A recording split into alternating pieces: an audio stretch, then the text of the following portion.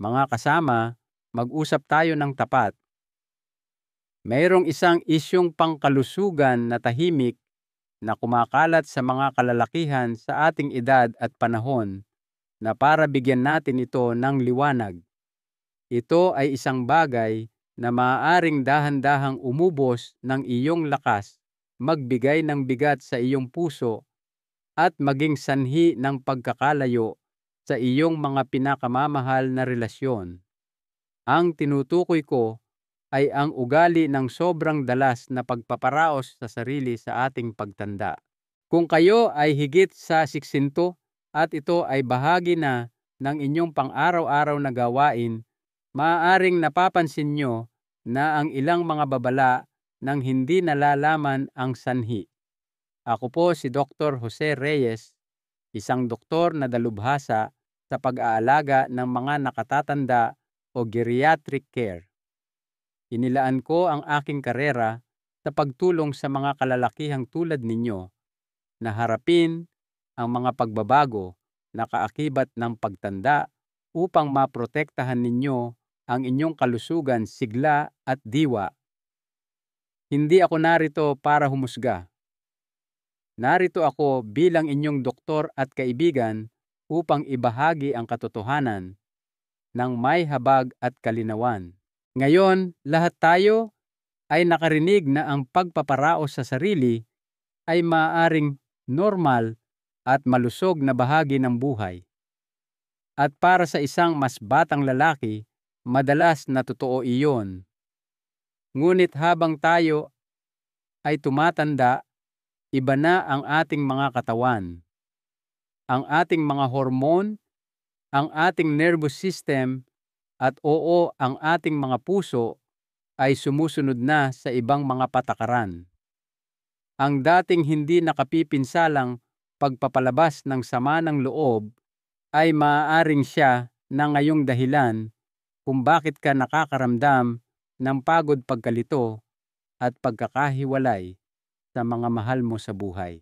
Sa mga susunod na minuto, ipapaliwanag ko sa inyo ang 5 tunay at base sa siyensyang kahihinatnan ng labis na paggawa nito sa ating mga ginintuang taon.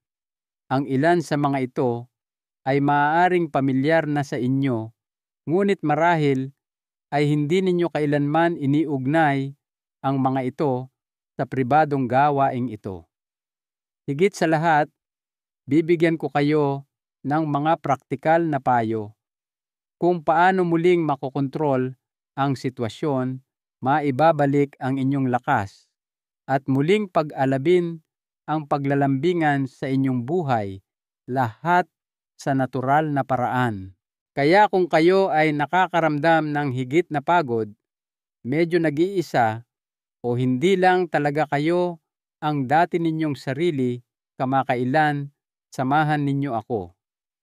Ang ibabahagi ko ay maaaring magpaliwanag ng lahat at maaaring baguhin nito ng tuluyan ang inyong pag-iisip tungkol sa gawaing ito. Bago tayo magpatuloy, kung naniniwala kayo sa pangangalaga sa inyong kalusugan at nais ninyo ng mas maraming tapat na payo na tulad nito, pindutin na ninyo ang subscribe button. Ginagawa ko ang nilalamang ito partikular para sa mga kalalakihan sa ating henerasyon. At kung tumatama na sa inyo ang mensaheng ito, i-type ang 1 sa mga komento.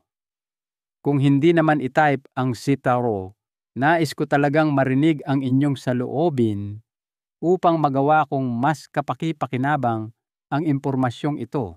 Magsimula tayo sa pakiramdam na alam ng karamihan sa mga lalaking higit sa 60. Ngunit bihirang pag-usapan ang malalim at patuloy na pagkapagod na tila hindi kayang lunasan ng isang magandang tulog sa gabi. Ito ay hindi lamang pagtanda.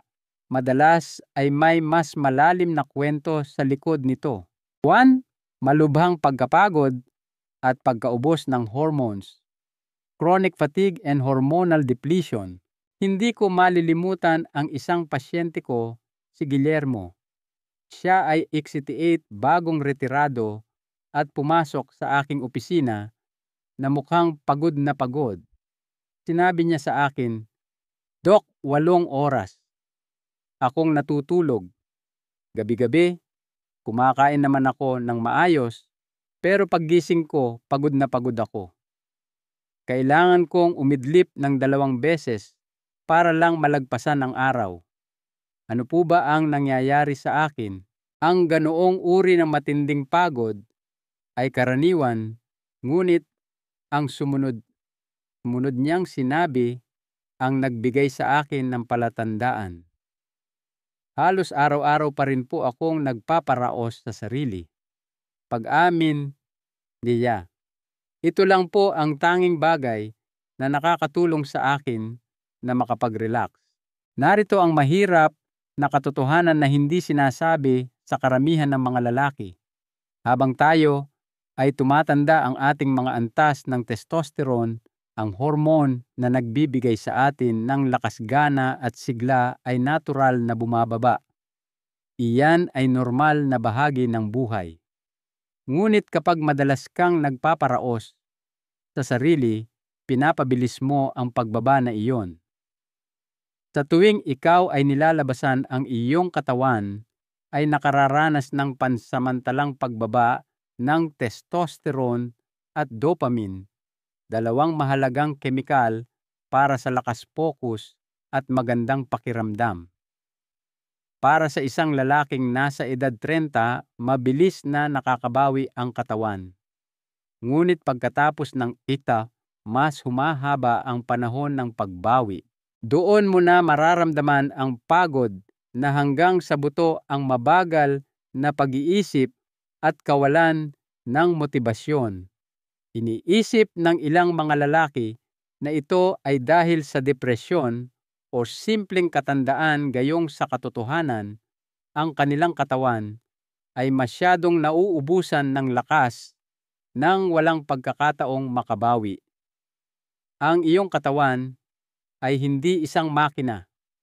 Ito ay isang pinong sistema.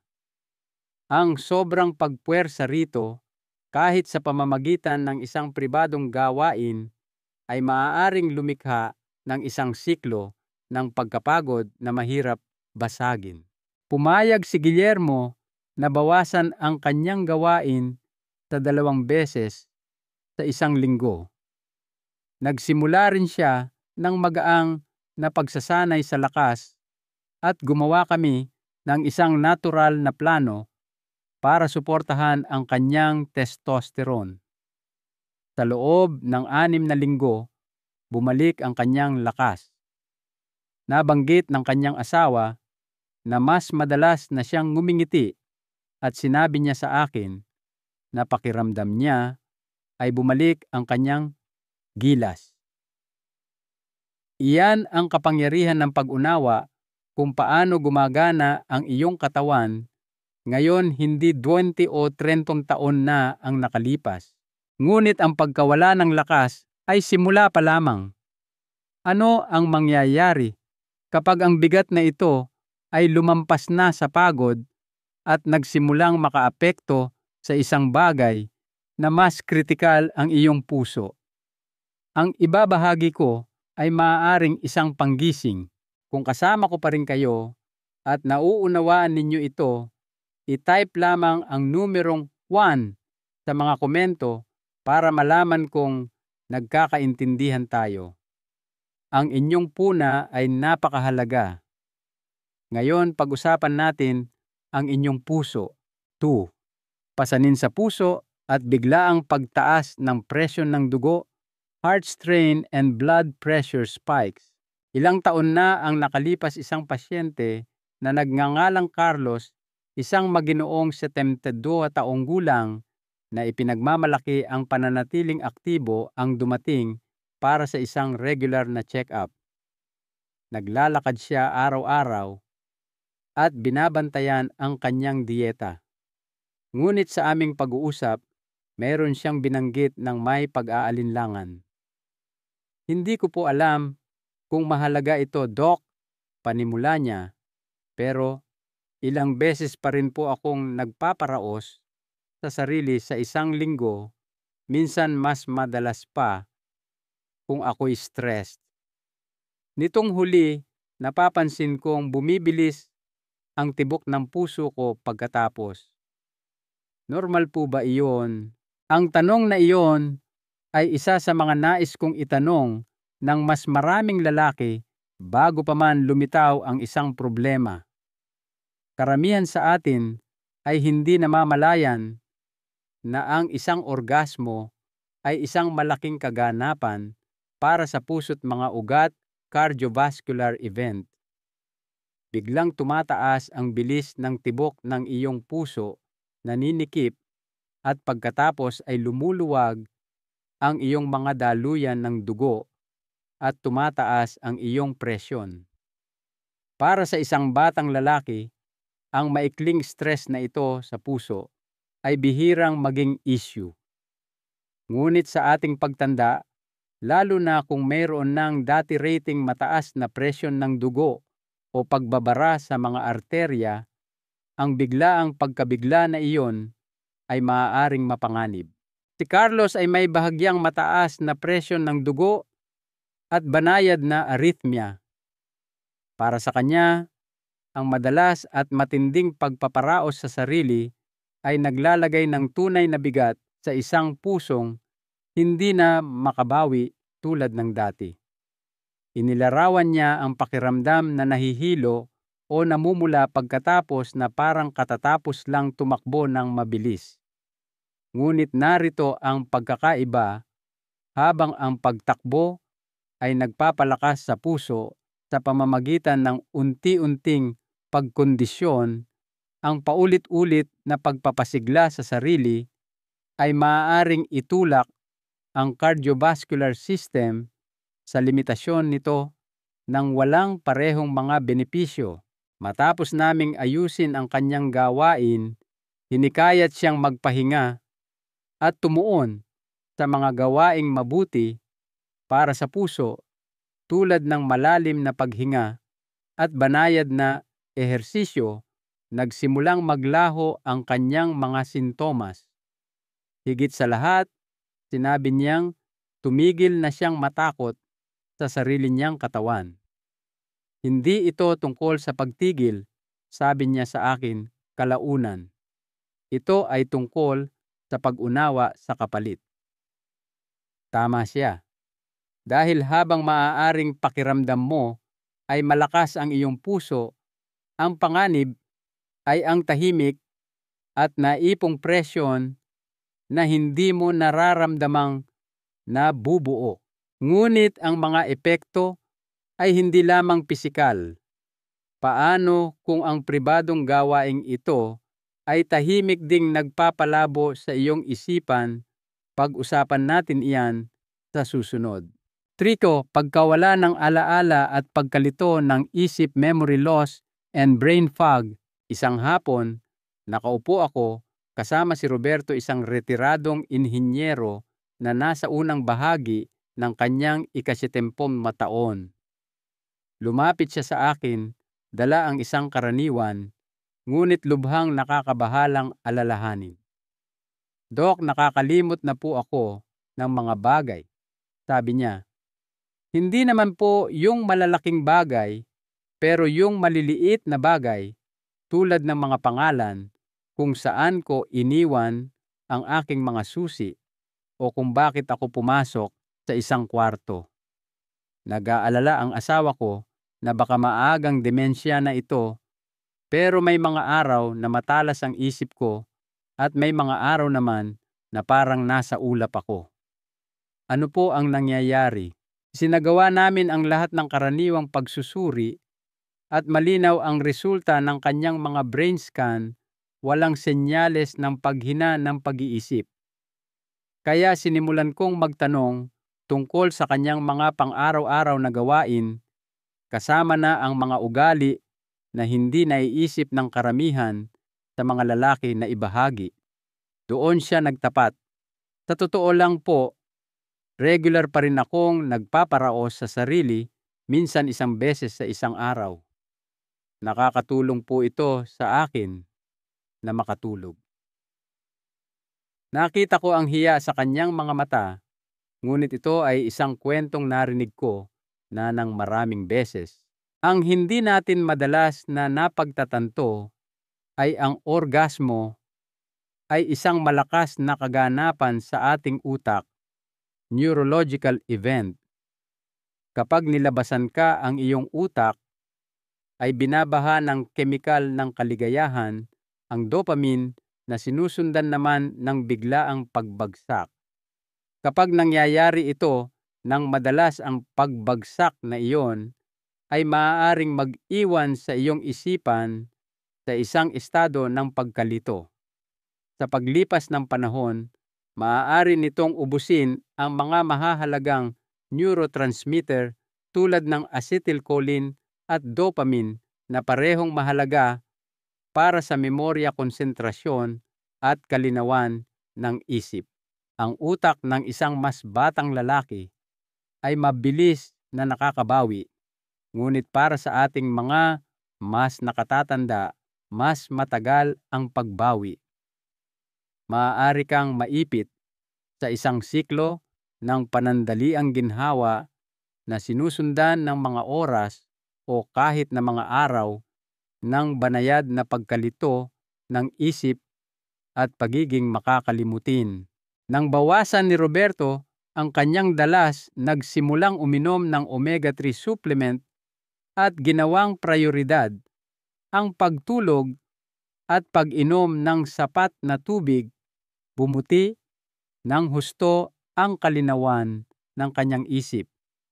Nagbiro pa ang kanyang asawa, naaalala na niya ulit ang kaarawan ko. Ituturing ko na yang isang panalo. Hindi ito tungkol sa pagbibigay hiya sa isang natural na gawain. Ito ay tungkol sa pag-unawa na ang ating mga utak ay nangangailangan ng ritmo at balanse, lalo na habang tayo ay tumatanda. Kung ikaw ay nakakaramdam ng pagkalito o pagiging makakalimutin, maaaring hindi lang ito dahil sa iyong edad. Maaaring ito ay isang senyales na masyado mong pinipilit ang iyong sistema ng masyadong madalas ng walang sapat na oras upang makabawi.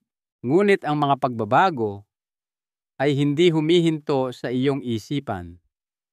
Maaari nitong tahimik na baguhin ang iyong mga damdamin at ang iyong koneksyon sa pinakamahalagang tao sa iyong buhay.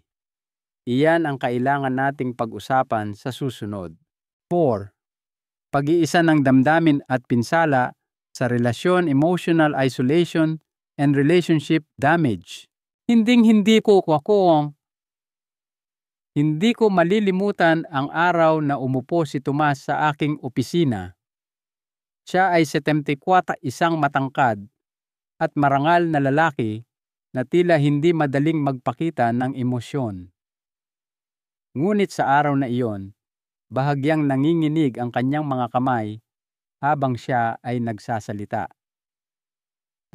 Dahil sabi niya sa mahinang boses, iniisip ng asawa ko na hindi ko na siya mahal. Sabi niya lumayo na raw ako sa kanya. At hindi siya nagkakamali, pero hindi ko alam kung paano ito aayusin. Huminto siya sandali at pagkatapos ay tahimik na umamin. Sa sarili ko na lang po ako bumabaling. Siguro dahil mas madali. Ang ganoong katapatan ay bihira, ngunit ang sitwasyon ay napakakaraniwan. Sa yugtong ito ng buhay, habang nagbabago ang ating mga katawan at mga relasyon, maraming lalaki ang umurong sa kanilang sarili. Minsan ito ay pisikal na distansya, minsan ito ay emosyonal. At madalas nagsisimulang umasa ang mga lalaki ng higit pa sa mga solong gawain tulad ng pagpaparaos sa sarili upang punan ang isang kakulangan, hindi dahil sa pagnanasa, kundi dahil sa kalungkutan, pagkabagot, o pangangailangan ng isang nakagiginhawang gawain. Ang panganib dito ay hindi lamang pisikal. Ito ay malalim na emosyonal. Sa paglipas ng panahon, ang gawaing ito ay maaaring magsimulang pumalit sa tunay na koneksyon ng tao. Hihinto ka sa pag-abot sa kamay ng iyong kapareha, hihinto ka sa pakikipag-usap ng malaliman, hihinto ka sa pagiging tunay na naroroon. Ang pisikal na ginhawa ay maaaring masarap sa isang sandali, ngunit ito ay sinusundan ng katahimikan. Walang ibinahaging init, walang paglalambingan. At sa huli, maaari nitong sirain ang pundasyon ng isang relasyon na binuo mo sa buong buhay mo. Mahigit 40 taon nang kasal si Tomas. Inamin niya na hindi na niya alam kung paano lapitan ang kanyang asawa. Ilang buwan na silang hindi nagtatalik at nakaramdam siya ng malalim na hiya, hindi para sa mismong gawain, kundi para sa distansyang nalikha nito sa pagitan nila. Sama-sama kaming gumawa ng isang plano upang muling itayo ang koneksyon na iyon. Hindi ito tungkol sa mga engrandeng kilos. Ito ay tungkol sa maliliit na bagay, pagsisimula ng isang pag-uusap, pagiging bukas tungkol sa kanyang nararamdaman at pagsasabay sa paglalakad araw-araw. Dahan-dahan ngunit tiyak nagsimulang magbago ang mga bagay-bagay. Hindi ito tungkol sa pagbibitiw sa isang bagay. Ito ay tungkol sa pagpili kung ano ang tunay na mahalaga sa yugtong ito ng buhay. Ang koneksyon ay hindi lamang isang nice to have. Ito ay mahalaga para sa ating kalusugang pangkaisipan, ating pisikal na kapakanan, at maging sa ating mahabang buhay. At lahat ito ay nagsisimula sa pagiging naroroon. Ngunit habang ang emosyonal na distansya ay maaaring hindi nakikita, ang susunod na kahihinatnan ay mas mahirap baliwalain. Dahil kung patuloy mong pipilitin ang iyong katawan, maaari itong magsimulang lumaban sa isang napakatotoo at pisikal na paraan. Pag-usapan natin kung ano ang maaaring gawin ng labis na pagpapasigla sa mismong sentro ng iyong kakayahang sexual. Paipo, panghihina ng kalamnan sa balakang at problema sa paninigas pelvic floor, weakness and erectile issues. Isang lalaki na nagngangalang Geraldo ang bumisita sa akin noong nakaraang taglamig. Siya ay 78 palabiro at matalas ang isip, ang tipo ng taong magbibiro kahit na pinag-uusapan ang isang bagay na hindi komportable. Ngunit sa araw na iyon, nawala ang katatawanan sa kanyang boses. Dok, nahihiya po akong sabihin ito ng malakas, panimula niya, pero hindi ko na po kayang patigasin o panatilihing matigas ang ari ko tulad ng dati. At ang mas malala, nagsimula na po akong bahagyang tumagas ng ihi kapag tumatawa ako o bumabahing. Ano po ba ang nangyayari sa akin? Tinanong ko siya tungkol sa kanyang mga pang-araw-araw na gawain. Doon niya sinabi sa akin, halos tuwing umaga pa rin po akong nagpaparaos sa sarili. Akala ko po ay mabuti iyon para sa akin para mapanatiling gumagana ang tubo. Wala po akong ideya na maaari itong magdulot ng mga problema. Dito lubusang nabibigla ang karamihan sa mga lalaki. Ang katotohanan ay ang mga kalamnan na sangkot sa paglabas ng similya, ang mga kalamnan sa balakang o pelvic floor muscles ay tulad din ng anumang kalamnan sa iyong katawan. Kailangan nila ng oras para magpahinga, muling bumuo at makabawi. Kapag mas bata ka, mabilis ang pagbawi. Ngunit sa iyong ika-60, ika-70 at higit pa, Hindi na pareho ang pagbawi ng mga kalamnan na iyon. Sa paglipas ng panahon, ang madalas na paglabas ng similya ng walang sapat na pagbawi ay maaaring humantong sa isang huminang pelvic floor. Hindi lamang ito isang isyu sa kwarto. Maaari itong makaapekto sa iyong buong kalidad ng buhay. Maaari mong mapansin ang mas mahinang paninigas mas matagal bago magkaroon ng pagnanasa, pagtagas ng ihi at isang pangkalahatang pagkawala ng kumpiyansa. Ang pinakamasamang bahagi ay hindi kailanman naiuugnay ng karamihan sa mga lalaki ang kanilang ginagawa ng pribado sa mga tunay na pisikal na sintomas na kanilang nararanasan. Kay Geraldo, wala kaming inalis. Gumawa lang kami ng balanse.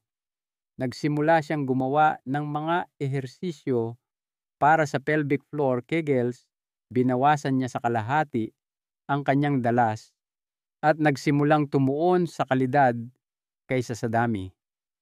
Sa loob ng ilang buwan, bumuti ang kanyang kontrol, bumalik ang kanyang kumpiyansa at ang hitsura ng kawalan ng pag-asa na dala niya noong dumating siya ay ganap na nawala. Ang mga pagbabagong ito ay hindi nangangahulugang sira na ang iyong katawan. Nangangahulugan ito na humihingi ito ng ibang uri ng pangangalaga kaysa sa kailangan nito 30 taon na ang nakalipas. Ang iyong katawan ay may kakayahan pa rin para sa kasiyahan, koneksyon at lakas, ngunit nakikipag-usap ito sa iyo sa isang bagong paraan.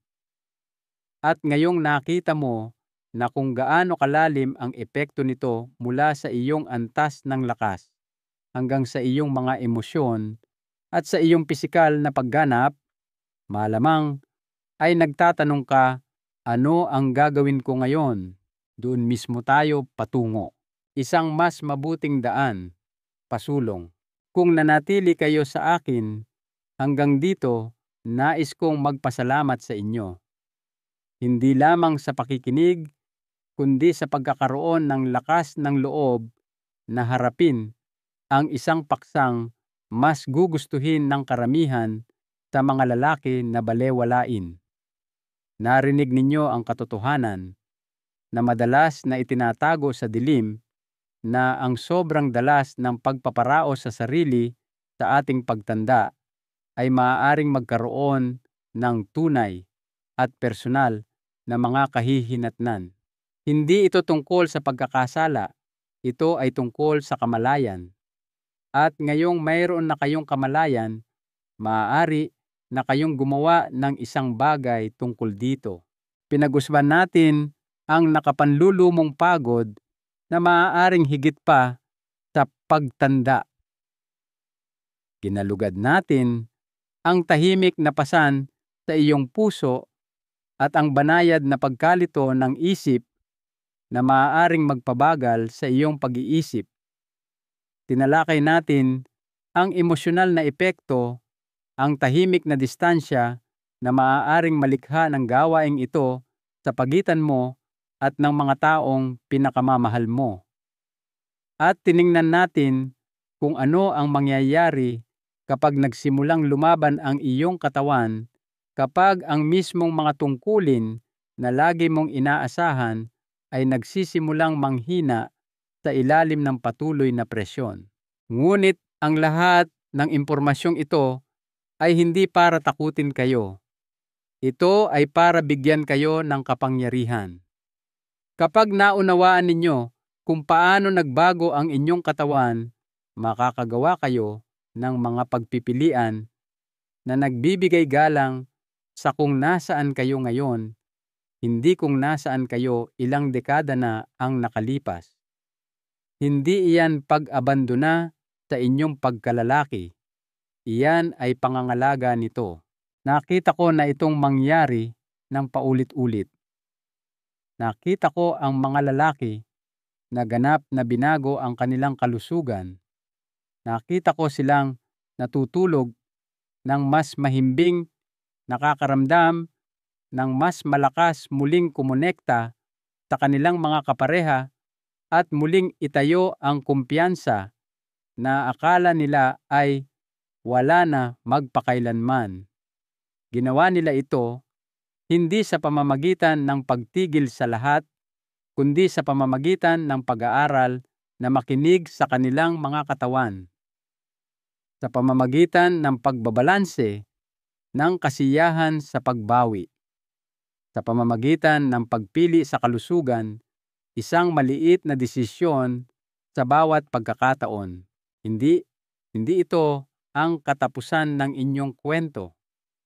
Ito ang simula ng isang bagong kabanata, isa na maaaring mapuno ng higit na presensya, higit na lakas, at higit na kalinawan kaysa sa maaaring naramdaman ninyo sa loob ng maraming taon. Mayroon kayong higit na kapangyarihan sa inyong kalusugan kaysa sa inaakala ninyo. At ang magandang balita ay hindi ninyo kailangang gawin ito ng mag-isa. Isang mahalagang aral sa buhay mula sa inyong doktor.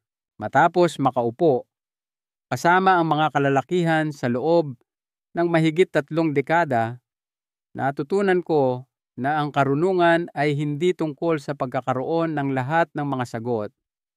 Ito ay tungkol sa pag-alam kung kailan magtatanong ng mga tamang tanong at kung kailan makikinig. Ang inyong katawan ay nakikipag-usap sa inyo araw-araw. Ang pagkapagod, ang pagkalito ng isip, ang distansya, hindi ito mga senyales ng kabiguan. Sila ay mga mensahe. Sila ang paraan ng inyong katawan ng paghingi ng isang bagong diskarte. Ang pinakadakilang gawa ng lakas sa yugtong ito ng buhay ay hindi ang pilitin ang sarili sa kabila ng sakit, kundi ang magkaroon ng karunungan na umangkop. Ang paggalang sa inyong katawan ngayon ang pinakamahusay na paraan upang garantiyahan ang isang masigla, malusog at konektadong bukas. Hindi ito tungkol sa kung ano ang nawala sa inyo. Ito ay tungkol sa kung ano ang pinili ninyong pangalagaan, ang inyong kalusugan, ang inyong mga relasyon, at ang inyong diwa. Ang gagawin ninyo sa impormasyong ito ang mahalaga ngayon. Kung ang mensaheng ito ay nagsalita sa inyo o nagpabago ng inyong pag-iisip, mangyaring maglaan ng isang sandali upang mag-iwan ng komento sa ibaba. Ang inyong kwento ay maaaring siyang makatulong sa isa pang lalaki na tahimik na nahihirapan. Ibahagi ito sa isang kaibigan o kapatid na maaaring kailangang marinig ito. At siguraduhing mag-subscribe dahil ipagpapatuloy natin ang mga tapat na pag-uusap na ito. Sama-sama, maaari tayong matuto maghilom at gawing pinakamagagandang taon natin ang mga ginintuang taong ito.